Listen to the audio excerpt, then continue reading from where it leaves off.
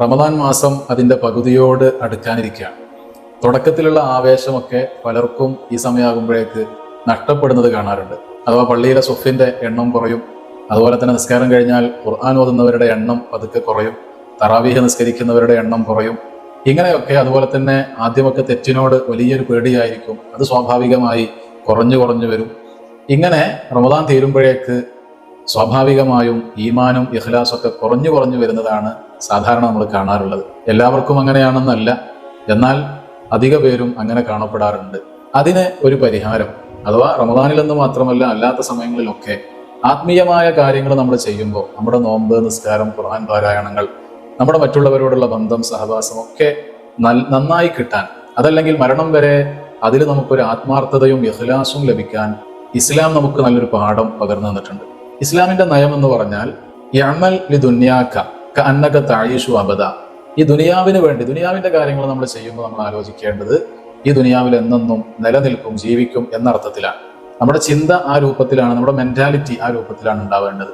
അപ്പോഴേ നമ്മൾ ബിസിനസ് ചെയ്യൂ, കൃഷി ചെയ്യൂ, വീടുണ്ടാക്കൂ, മക്കളെ നോക്കൂ, വിവാഹം കഴിക്കൂ, ഇതൊക്കെ ചെയ്യൂ. അതല്ലെങ്കിൽ ഈ പറഞ്ഞതൊന്നും ചെയ്യാൻ ആർക്കും താല്പര്യം ഉണ്ടാവില്ല. എന്നാൽ ആഖിറത്തിന്റെ വിഷയങ്ങൾ ചെയ്യുമ്പോൾ വഅമൽ ലി ആഖിറതിക കഅന്നക തമൂതു ഗദാ, അടുത്ത സെക്കൻഡിൽ മരണപ്പെട്ടേക്കാം എന്ന ചിന്തയോടുകൂടെയാണ് ആഖിറത്തിന്റെ കാര്യങ്ങൾ ചെയ്യേണ്ടത്. അപ്പൊ റമദാനിനെ സ്വീകരിക്കുന്നതും തറാവീഹ് നിസ്കരിക്കുന്നതും നോമ്പെടുക്കുന്നതും ഖുർആൻ ഓതുന്നതും ഒക്കെ ഈ ഒരു ചിന്തയോടെ നമ്മൾ നടത്തുകയാണെങ്കിൽ ഇഖ്ലാസ് ഉണ്ടാകും എന്ന് 100% ഉറപ്പാണ്. നിങ്ങൾ ആലോചിച്ച് നോക്കൂ, ഒരാള് സുബഹി നിസ്കരിക്കുക, അപ്പൊ അയാളുടെ മനസ്സിലുള്ള ചിന്ത അടുത്ത സുബഹി നിസ്കാരത്തിന് ഞാൻ ഉണ്ടാവൂല, ഉറപ്പില്ല, അതങ്ങനെ തന്നെയാണല്ലോ. അത് ഞാൻ ഉണ്ടാവൂല എന്നങ്ങ് ഉറപ്പിച്ചുകൊണ്ട് നിസ്കരിക്കുകയാണെങ്കിൽ അതിൻ്റെ ഒരു ഈമാൻ എത്രയായിരിക്കും? അഥവാ അപ്പൊ നമുക്ക് വേണ്ടപ്പെട്ട, നമ്മൾ വിശ്വസിക്കുന്ന, നമ്മൾ അംഗീകരിക്കുന്ന, നമുക്ക് വിശ്വാസമുള്ള ഒരു വലിയ പണ്ഡിതൻ, ഒരു വലിയ നമ്മളോട് പറയാണ് ഈ നാളെ മരണപ്പെട്ടു, നമുക്ക് ഉറപ്പാണ് അദ്ദേഹത്തിന്റെ വാക്ക് അങ്ങനെ തന്നെ ഫലിക്കും. അങ്ങനെയാണെങ്കിൽ നമ്മുടെ ആ ഒരു സമയത്ത്, മരണത്തിന്റെ ഇടയിലുള്ള നമ്മുടെ ആ ഒരു ഗ്യാപ്പിലുള്ള അത്രയും സമയത്ത് നിസ്കാരങ്ങൾ എങ്ങനെയായിരിക്കും? നമ്മുടെ ചിന്ത പുറത്തേക്കെങ്ങാനും പോവോ? അതല്ലെങ്കിൽ ആരോടെങ്കിലും നമ്മൾ കച്ചറക്ക് നിൽക്കുവോ?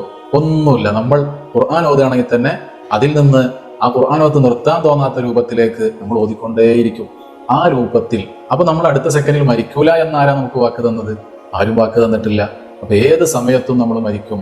അങ്ങനെയുള്ള ആ ഒരു ചിന്തയിൽ ആത്മീയമായ കാര്യങ്ങൾ ചെയ്യണം എന്നതാണ് ഇസ്ലാമിന്റെ ഒരു പോളിസി എന്ന് പറയുന്നത്. അത് വളരെ സൈക്കോളജിക്കൽ ആയിട്ടുള്ള ഒരു വിഷയം തന്നെയാണ്. കാരണം ആ ചിന്തയുള്ള ഒരാൾക്ക് ബന്ധങ്ങളിലൊന്നും ഒരു വിള്ളലും ഉണ്ടാവില്ല. കാരണം ഒരു മനുഷ്യനെ കണ്ട് സംസാരിക്കുമ്പോൾ ഇത് ഞാനും അയാളും തമ്മിലുള്ള അവസാനത്തെ കൂടിക്കാഴ്ചയാണ് എന്ന് ചിന്തിക്കുകയാണെങ്കിൽ പിന്നെ എങ്ങനെയാണ് അവിടെ അസ്വാരസ്യങ്ങളും അസ്വസ്ഥതകളും ഉണ്ടാവുക? അവർ പിരിയുമ്പോഴേക്ക് തന്നെ എല്ലാ നിലക്കും സ്നേഹത്തോടെയും സൗഹാർദ്ദത്തോടെയും മാത്രമേ അവർക്ക് പിരിയാൻ കഴിയൂ.